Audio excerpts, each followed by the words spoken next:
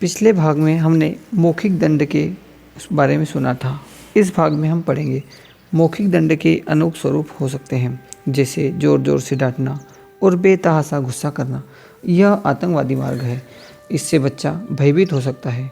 उसे इस बात की लज्जा भी हो सकती है कि आसपास के लोग सुन रहे होंगे कि अमुक लड़के को फटकार हो रही है। लोग उसे बुरा समझेंगे, साथ ही हंसी उड़ाएंगे और नीची नज़र से देखेंगे। हो सकता है कि इसका कुछ प्रभाव पड़े और अपनी शरारत कुछ कम कर दे, किंतु इससे अधिक स्थायी फल की आशा नहीं की जा सकती, क्योंकि कुछ समय में वह उसका आदी हो जाएगा और समझ लेगा कि आपकी बात बात में चिल्लाने की आदत हो गई है। साथ ही वह आपके रौद्र रूप तक ही सहम कर सीमित रह जाएगा, न कुछ स्वयं सोच सकेगा और न आपका आशय समझ पाएगा। इसके अतिरिक्त अधिक चिल्लाने और क्रोध करने से आपकी नाड़ी संस्थान पर जोर पड़ेगा, जो स्वास्थ्य के लिए हितकर नहीं है। तीखे व्यंग बाणों की वर्षा नहीं करना चाहिए, जैसे तू जिंदगी भर गधा रहेगा, तू क्या खाक पड़ेगा, जरा सूरत तो देखना, बड़ा भारी अफसर बनेगा, तुझे तो कोई 2 कौड़ी की नौकरी कोई भी नहीं पूछेगा, भीख मांगेगा। भीख तुझ पर पैसा खर्च करना घूरे पर फेंकना है। पत्नी से कहते हैं, अजी सुनती हो, आपके लाडले साहब के लक्षण तो मालूम हो गए कि इसकी किताबें तो लीजिए, रख और घर में झाड़ू बुहारी कराया करिए आदि। समझा तो यह जाता है कि बच्चा इससे शर्मिंदा होकर सुधार की ओर अग्रसर होगा, किंतु ऐसा होता कम है, क्योंकि कभी कभी इस प्रकार के व्यंग्यों में कुछ ऐसे असंगत व्यंग्य भी शामिल हो जाते हैं जिनको सुनकर दूसरे भाई बहन हंस पड़ते हैं और तत्काल वातावरण की गंभीरता समाप्त हो जाने से बच्चे पर प्रभाव पड़ने का कोई प्रश्न नहीं उठता और उल्टे आप ही कुछ उपहासात्मक हो जाते हैं। इसके अतिरिक्त कभी कभी इस साफ सूचक व्यंग्यवादिता से बच्चे को पितृत्व के प्रति संदेह होने से अश्रद्धा हो जाती है, जिससे वह ढीठ होने लगता है और परोक्ष रूप से आपके इन हितकारी वाक्यों को चुनौती समझकर यह सोचने को सहज कर बैठता है, न पढ़ लिख पाएंगे न सही, भीख मांगना ही बदा तो भीख मांग लेंगे। तीसरा, बच्चे की भत्सना ऐसे शब्दों और शैली में की जाए जिससे उसके मन पर गहरा प्रभाव पड़े और उसे अपराध के प्रति ग्लानि और अपने पर लज्जा आए, जैसे ठीक है, ऐसा न करोगे तो खानदान का नाम कैसे ऊंचा होगा। इन्हीं बातों से ही तो आपके पिता की प्रतिष्ठा बढ़ेगी। जब आपकी हरकतों से लोग यह कहेंगे कि जैसा लड़का वैसे ही माँ बाप होंगे, तब आपको बहुत अच्छा लगेगा। इन लक्षणों से तो आपके जीवन में उन्नति की आशा नहीं करनी चाहिए। मैं तो यही चाहता था कि आप होनहार बने, और खैर आपकी मर्जी, जो चाहे करिए। इन प्रकार से उपालंबों से उसे अनुभव होगा कि उसके माता पिता उसके प्रति बड़े ऊंचे विचार रखते हैं, किंतु उसकी कुछ हरकतें उनके अनुरूप नहीं है। वह सोचेगा कि उसकी इन बातों से पारिवारिक गौरव को धक्का पहुंचता है। इस प्रकार वह उन्नत भाव से ओतप्रोत हो जाएगा, अपनी बुराइयों बातों को छोड़ देगा और उनका छोड़ने का प्रयत्न करेगा। यदि आपके उपालंबों में क्रोध के स्थान पर एक हृदय स्पर्शिनी पीड़ा का समन्वय हो, तब वह सीधे सीधे उसके मर्म पर आघात करेगा, जिससे वह पुत्र के नाते पिता की पीड़ा अपने में अनुभव अपराध को महसूस करेगा और साथ ही उसमें एक गहरे आंतरिक स्नेह का आविर्भाव होगा। इसके अतिरिक्त एक निशब्द मौखिक दंड भी है, जिसे मौन की संज्ञा दी जाती है। अपराध करने पर उसे एक गहरी दृष्टि से देखकर मुंह फेर लीजिए, कहिए कुछ मत और चुपचाप मौन धारण कर लीजिए। एक कठोर मौन वह आपके उस प्रकार देखते ही सहम जाएगा, सारी हरारत भूलकर हक्का बक्का हो जाएगा। आपका मौन ही बहुत कुछ बोल देगा। न उससे बोलिए और न उसकी किसी बात का उत्तर दीजिए। सामने पढ़ने पर उससे इस ढंग से नज़र बचाइए जैसे आप उसे देखना ही न चाहते। इस प्रकार वह आपके मौन और उपेक्षा भाव से अपने अंदर ऐसी उलझन अनुभव करेगा जिसका हल वह आपकी प्रसन्नता में सिवाय और कोई सोच ही न सकेगा। वह आपको प्रसन्न देखना चाहेगा। आपका यह मौन और उपेक्षा भाव जितना गहरा होगा, उतना ही शीघ्र वह विचलित हो उठेगा और उसकी क्षमा प्रार्थना आंसुओं में बोलने लगेगी। बस ठीक उसी वक्त उसे क्षमा कीजिए और सांत्वना देते हुए प्यार भरे शब्दों में समझाइए। इस प्रकार उसके अर्ध चेतन पर सुधार के जो बीज बोए जाएंगे, वे न केवल सफलीभूत होंगे अपितु चिरंजीव भी हो जाएंगे। अतएव अधिक स्थूल और पीड़ाप्रद दंड देने के स्थान पर सूक्ष्म मौखिक एवं मनोवैज्ञानिक दंड की अधिक श्रेयस्कर होता है, जिससे सुधार की दिशा में बच्चों पर एक स्थायी प्रभाव पड़े और उनका शारीरिक, बौद्धिक एवं मानसिक विकास भी अक्षुण्ण रहे। क्या दंड से बच्चे सुधरते हैं? बच्चों को सुधारने, उनमें से बुरी आदतों को छुड़ाने के लिए अन्य बातों की तरह दंड देने की भी एक प्रणाली चली आ रही है। आवश्यकता पड़ने पर दंड दिया भी जाना चाहिए, लेकिन उसका प्रयोग दवा की खुराक की तरह ही किया जाना चाहिए। बिना सोचे समझे अनावश्यक मात्रा में दी गई अच्छी दवा भी नुकसान पैदा कर देती है। इसी तरह दंड भी बिना सोचे समझे अनावश्यक रूप से दिए जाने पर उसके दुष्परिणाम पैदा करता है। माँ बाप में सुधारात्मक दंड प्रधान फौजी अनुशासन से बच्चे दंड से बचने अथवा भय के कारण झूठ, चालाकी का आसरा लेते हैं। जिन बातों अथवा कारणों से बच्चों को सज़ा मिलती है उन्हें वे छिपाते हैं, झूठ बोल जाते हैं। इस तरह धीरे धीरे बच्चों में झूठ बोलने, चालाकी, फरेबबाजी की आदतें पड़ जाती है, जो दिनों दिन जीवन का अंग बन जाती है। मानव जीवन और संसार में बहुत बड़े बड़े दुष्परिणाम, बुराइयां पैदा करने वाली इस झूठ, चालाकी, फरेबबाजी की शुरुआत इस रूप में बहुत कुछ घर से ही हो जाती है। सुधार के लिए अन्य बातों को छोड़कर केवल प्रारंभ से ही दंड का आसरा लेने पर, बच्चों को बार बार पीटने, सजा देने पर बच्चों के सुधार की संभावना बहुत कुछ नष्ट हो जाती है, क्योंकि बच्चा भी बार बार पीटने से दंड का आदी हो जाता है। दंड एक समर्थ, शक्तिशाली प्रयोग है। इसका अवलंबन तो अन्य सभी बातों में असफल होने पर ही निश्चित मात्रा में करना चाहिए। अपराध करने वाले कई व्यक्ति तरह तरह के कई बार सजाएं पाकर सजा के आदी हो जाते हैं। उन्हें कठोर सजा भी या अधिक दंड भी सामान्य सी बात लगने लगती है। बार बार सजा पाकर भी वे अपनी अपराध प्रकृति का क्रम चालू रखते हैं। मानव मन की सामान्य स्थितियों में यह विशेषता है कि उसमें दंड देने वाले, प्रकट रूप से अहित करने वाले, आलोचना, अपमान करने वाले के प्रति विद्रोही प्रतिक्रिया पैदा हो जाती है। बच्चों के अंतर्मन में भी दंड देने वालों के प्रति विद्रोही भावनाएं उठती है। इन विद्रोही भावनाओं के अत्यंत प्रबल हो जाने पर कई बच्चे अपने अभिभावकों पर आवेशवश घातक आक्रमण कर बैठते हैं और कटु वचन कहने सुनने जाते हैं। समर्थ हो जाने पर इस तरह के बच्चे अपने माँ बाप, अभिभावकों की कोई परवाह भी नहीं करते। उनकी दुर्दशा, पीड़ा में भी ऐसे बच्चों का दिल नहीं पिघलता। बचपन के दंड और सजा की चोटें खा खाकर बच्चों का हृदय कठोर, शुष्क, नीरस, भयानक बन जाता है। ऐसे बच्चे कटु शब्दों, व्यंग्य, बाणों से अपने माँ बापों को व्यथा पहुँचाते हैं। अभिभावकगण अपने भाग्य और जमाने को दोष देकर रोते हैं, किंतु वे भूल जाते हैं कि इस क्रूरता और कठोरता की नींव बच्चों में उन्होंने स्वयं ही लगाई है। यह तो उनकी बाह्य प्रतिक्रिया मात्र है। दंड बच्चों को कोमल भावनाओं, हृदयवाल सुलभ कल्पनाओं को कुचल देता है और उन्हें सदा के लिए अयोग्य, अपंग, अनुपजाऊ, निष्क्रिय बना देता है। इसका यह अर्थ नहीं कि बच्चों को भी सजा, दंड देना ही नहीं चाहिए। नीति शास्त्र के पंडितों ने ताड़ना भी बच्चों के सुधार के लिए आवश्यकता बताई है, किंतु दंड देना एक महत्वपूर्ण मनोवैज्ञानिक तथ्य है। किस सीमा तक बच्चों को सजा दी जाए, कैसी सजा दी जाए, कब सजा दी जाए, यह बातें जानना उसी तरह आवश्यक है जैसे कि किसी डॉक्टर का यह जानना कि रोगी को कौन सी दवा कब कब, कैसे, कितनी दी जाए। दंड के कारण उत्पन्न होने वाले उक्त दुष्परिणाम दंड नीति का दुरुपयोग करने पर ही मिलते हैं। सुधार के लिए सर्वप्रथम यह देखा जाना आवश्यक है कि बिना दंड के अन्य बातों से सुधार की प्रेरणा दी जा सके तो उत्तम है। बच्चों को सुधारने में स्नेह, ममता का बहुत बड़ा स्थान है। एक बार महात्मा गांधी से बचपन में कोई भारी भूल हो गई। इस पर उनके पिता ने उस भूल को स्वयं ठीक कर लिया। गांधी जी को देखकर उनकी आंख में केवल आंसू आ गए।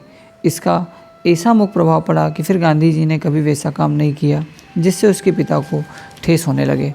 जहाँ तक बने प्रारंभ से फटकार देने अथवा डरा धमकाने देने से काम बन जाए तो ठीक है। इसके अतिरिक्त भूल को सुधारने के लिए उसे खेल या मनोरंजन का रूप देकर बच्चे से भूल सुधार कराने का प्रयास कराना चाहिए। उदाहरणार्थ, बच्चे सामान बिखेर देते हैं तो उन्हीं से ठीक कराया जाए। बच्चे कुछ तोड़ फोड़ देते हैं तो टूट फूट होने वाली हानि को बताते हुए बच्चे को समझाना चाहिए कि तरह की सज़ा का आधार रचनात्मक दमनात्मक नहीं है।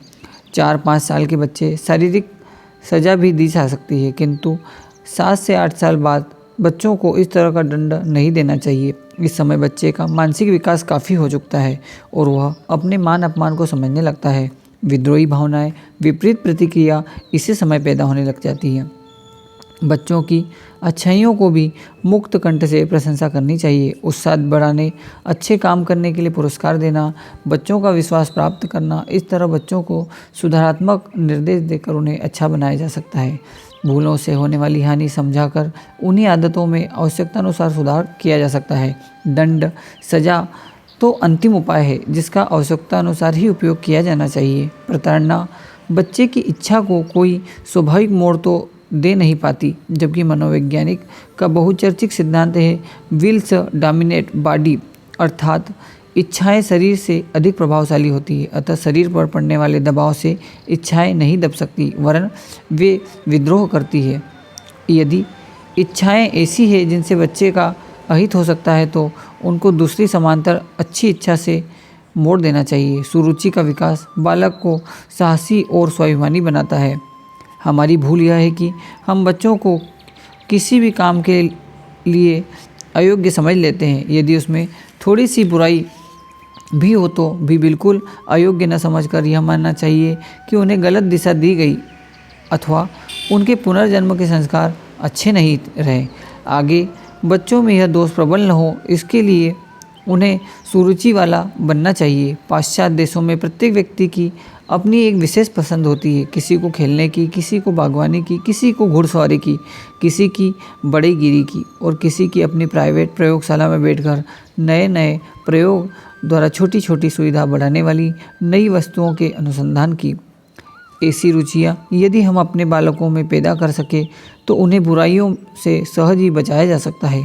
क्रियाशीलता, आत्मचेतना का गुण बच्चा चुप रह ही नहीं सकता। यदि उसे कोई निश्चित दिशा न दी जाए तो यह आवश्यक है कि वह तोड़ फोड़, मार धाड़, छीना झपटी करे। यही आदतें धीरे धीरे बुरे स्वभाव में बदल जाती है। यदि प्रारंभ से ही बच्चे में कोई रचनात्मक रुचि पैदा कर दे तो बच्चा एक नया आत्मविश्वास लेकर आगे बढ़ सकता है। डॉक्टर फ्रायर उदात्तीकरण, सब्लिमेशन के पक्ष में थे। कोई लड़का मान लीजिए क्रोधी स्वभाव का है, बहुत बढ़कर बातें करता है, अहंकारी है, जहाँ जाता है वहीं झगड़ा कर लेता है।